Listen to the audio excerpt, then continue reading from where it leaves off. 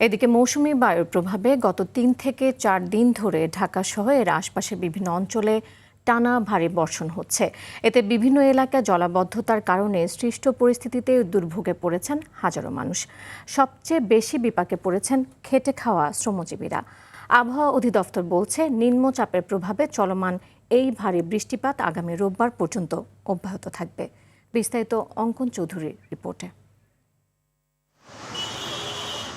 টানা বৃষ্টিতে রাজধানীর বিভিন্ন সড়ক, অলিগলি ও নিচু এলাকায় সৃষ্টি হয়েছে তীব্র জলাবদ্ধতা। সামান্য বৃষ্টিতেই হাঁটু সমান পানি জমে বন্ধ হয়ে গেছে অনেক সড়ক। এতে দুর্ভোগে পড়েছেন অফিসগামী শিক্ষার্থী ও পথচারী সহ সাধারণ মানুষ।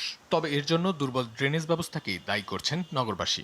কিছু বৃষ্টি হইলেই এদিকে পানিতে ভইরা যায়, আর ভিতরে গল্লির ভিতরে তো আরো বেশি যায়। তো আমি আটুর উপরে ফ্যান জায়গায় তারপরে আসছি।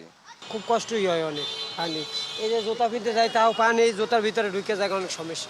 সবচেয়ে বেশি ভোগান্তিতে পড়েছেন খেটে খাওয়া মানুষ। বৃষ্টিতে কাজ না থাকায় আয় হারিয়েছেন দিনমজুর, নির্মাণ শ্রমিক, ভ্যান চালক ও ক্ষুদ্র ব্যবসায়ী সহ নিম্ন আয়ের মানুষ। একটা না, এই বৃষ্টির কারণে আমরা গাড়ি চালাইতে পারতাম না। রাজারবাগে গেছিলাম, একই পানি, যেদিকে যাইতেছে এইদিকেই পানি। পানির কারণে যাইতে পারি না, কিন্তু 1200 টাকা জমা গাড়ি।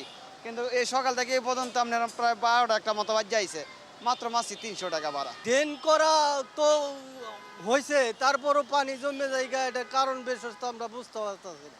এদিকে আবহাওয়া অধিদপ্তর জানায়, মৌসুমী বায়ুর প্রভাবে এই মাসে বৃষ্টি কম বেশি চলতেই থাকবে। তবে এই ভারী বৃষ্টি আগামী রোববার পর্যন্ত অব্যাহত থাকতে পারে। বর্ষাকালের যে স্বাভাবিক বৃষ্টি জুলাই মাসে এটা হবে, যে মেন যে বৃষ্টিটার কারণে জলাবদ্ধতা অথবা বন্যারও পরিস্থিতি হয়েছে বা এই ধরনের যে এক্সট্রিম লেভেলের বৃষ্টি, এটা আমরা আশা করছি যে 11-12 তারিখ পর অনেকটাই কমে আসবে। একদিকে টানা বৃষ্টি, অন্যদিকে জলাবদ্ধতা ও কর্মহীনতা, সব মিলিয়ে কঠিন সময় পার করছেন নগরবাসী। অঙ্কন চৌধুরী, RTV, ঢাকা।